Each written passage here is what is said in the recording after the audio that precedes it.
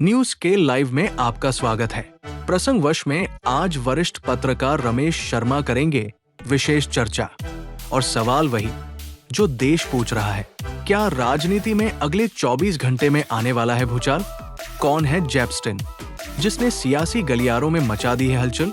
प्रियंका गांधी वाड्रा की एक चाय की मुलाकात से कांग्रेस में नई ऊर्जा क्यों महसूस की जा रही है? जहां राहुल गांधी नहीं पहुंचे, वहां प्रियंका की मौजूदगी के क्या है सियासी मायने?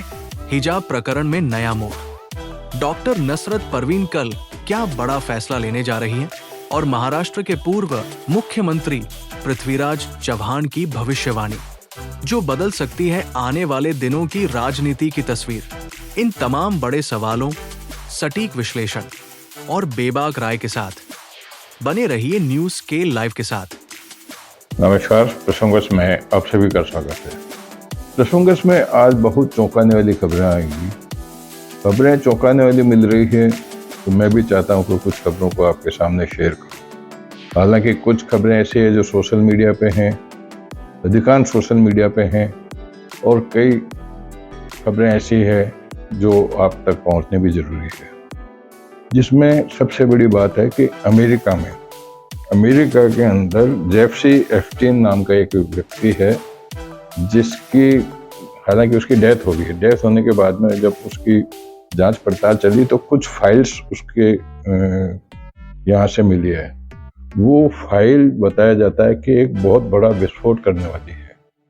विस्फोट इसलिए करने वाली है कि इसके अंदर देश के ही नहीं, पूरे वर्ल्ड के कई नामी गामी नेताओं, उद्योगपतियों, खिलाड़ियों और अभिनेताओं तक के नाम है जिसमें यौन शोषण के आरोप बताए जाते हैं। मैं नहीं कह रहा हूँ, सोशल मीडिया में इस तरह की बातें चल रही है, इस पर बहस भी चल रही है।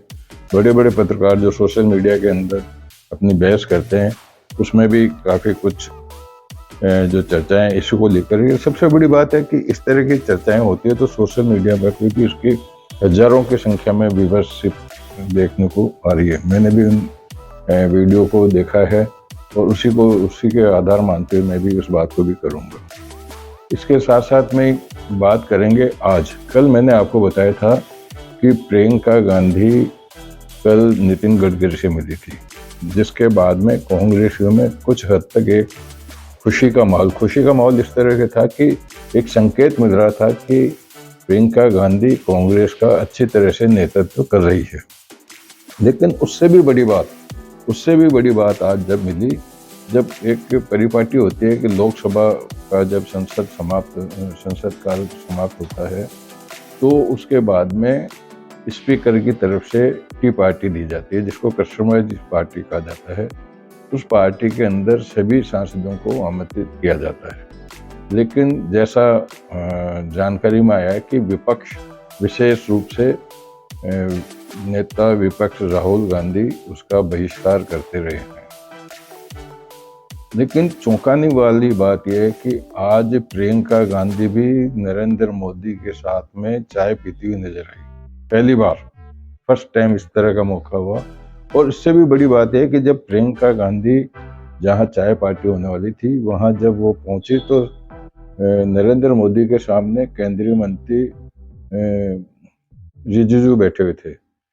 तो वो एकदम से खड़े हो गए प्रियंका गांधी के लिए। प्रियंका गांधी क्योंकि महिला भी तो, सांसद के अलावा महिला भी तो है ना, तो महिला का सम्मान करने की दृष्टि मान लीजिए उन्होंने उनको स्थान दिया। और वो स्थान ये हुआ कि राजनाथ सिंह के तो पास में बैठी और नरेंद्र मोदी उनके सामने थे। दोनों मतलब उन सभी सांसदों के साथ में आराम से चाय भी पी रहे थे।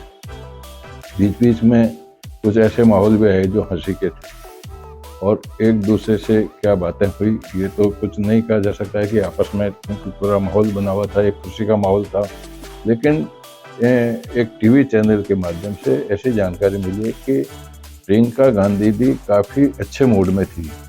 उन्होंने ये कहा कि मैं अपनी एलर्जी से बचने के लिए कुछ ऐसी जड़ी बूटियों का उपयोग करती हूँ जिससे मेरे को एलर्जी से मुक्ति मिले। इस तरह की बातें होने से निश्चित रूप से आज का जो माहौल हुआ उसमें, हालांकि राहुल गांधी जर्मनी थे, जर्मनी के बाद अभी वो कहाँ गए ये तो मुझे जानकारी नहीं है, लेकिन जो परिपाटी चल रही है, जिसका विपक्ष ने अब तक विरोध किया है, आज प्रियंका गांधी ने हिम्मत दिखा करके वहाँ पहुँच करके और कांग्रेस नेताओं को एक नया नेतृत्व देने जैसी बात खड़ी कर दी। मैं बार बार कहता हूँ, राजनीति में कई मतलब घटनाओं के कई पर्याय लगाए जाते हैं। और कुछ लोगों का मानना है कि राहुल गांधी अपनी बहन से नाराज भी हो सकते हैं कि वो क्यों गई। तो अब ये होंगे या नहीं होंगे ये बात अलग है, लेकिन अधिकांश जो कांग्रेसी हैं, जो कांग्रेस के वर्तमान वातावरण में जिस प्रकार की चुनाव में हार जीत हुई, कितनी सीटें मिली, उसको लेकर के थोड़े से निराशा में थे। तो उसको लेकर के अब उनको एक उत्साह का माहौल है कि अब कांग्रेस अपने हिसाब से नए सिरे से मजबूती की ओर बढ़ रही है।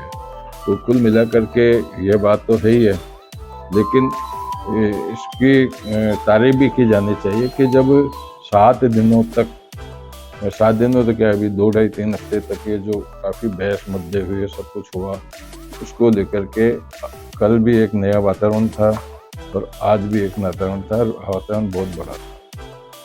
बात कर लेते हैं राजस्थान के उन 3 विधायकों की जिनको आज विधानसभा के अंदर बुलाया गया था सदाचार समिति में, उनके बयान लेने के लिए, उनकी जानकारी लेने के लिए कि उनके खिलाफ जो समाचार पत्र में खबरें छपी है उनको लेकर के उनको क्या कहना है। तो इसको लेकर के ये बताया जाता है कि 2 विधायकों की तो आधे घंटे बात हुई थी, ऋतु बनावत और अनीता जाटव की तो, और 1.5 घंटे लेट पहुंचे रेवतराम डागा, लेकिन तीनों ने अब अपने सबूत, मतलब अपने पक्ष के अंदर जो सबूत देने के लिए कुछ समय चाहा है। तो ये बात हो गई। बात कर लेते हैं इसी को लेकर के, तो राजेंद्र हुड्डा जो हमेशा चर्चित, लाल डायरी में चर्चित हुए थे, मंत्री थे, उन्होंने ये कहा कि मैं तो पहले ही कहता रहा हूँ कि अधिकांश विधायक इसका दुरुपयोग करते हैं। तो नेता है, नेता कुछ भी कह सकते हैं, लेकिन सवाल इस बात का है कि इसको लेकर के एक प्रश्न चिन्ह तो खड़ा हो ही गया है। बात करते हैं प्रधानमंत्री अमेरिका जेफरी एप्स्टीन की।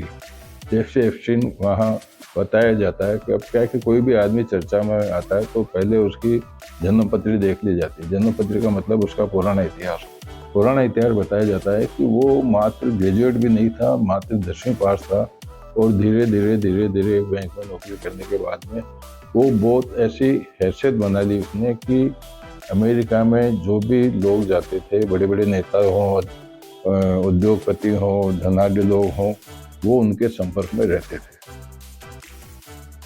उसको कई मामलों में जेल भी हुई।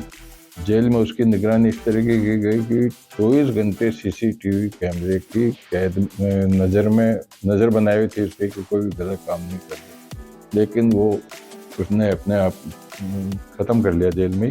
जिसके बाद में जब उनकी जांच पड़ताल हुई तो जांच पड़ताल के अंदर बताया जाता है कि कई ऐसे डॉक्यूमेंट्स मिले हैं, कई ऐसी तस्वीरें मिली है जिसके अंदर बड़े बड़े लोगों को बताया जाता है कि बड़े बड़े नेता हों, धनाढ्य लोग हों, अभिनेता हों, खिलाड़ी हों, उन्होंने यौन शोषण किया नाबालिगों से। इसको लेकर के बहुत बड़ा एक विवाद खड़ा हो गया है।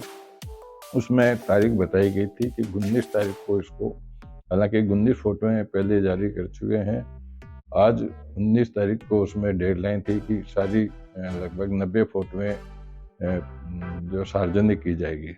लेकिन मैं जब आपसे बात कर रहा हूँ ऐसी कोई फोटोएं सामने नहीं आई है, लेकिन मुद्दा है। इस मुद्दे को लेकर के पृथ्वीराज चौहान जो मुख्यमंत्री हैं, अभी सिंदूर वाले महाराष्ट्र के जो पूर्व मुख्यमंत्री हैं शिवराज चौहान, उन्होंने पहले ऑपरेशन सिंदूर को लेकर के जो आपत्तिजनक बातें कही थी, सेना को उन्होंने निशाने पर लिया था।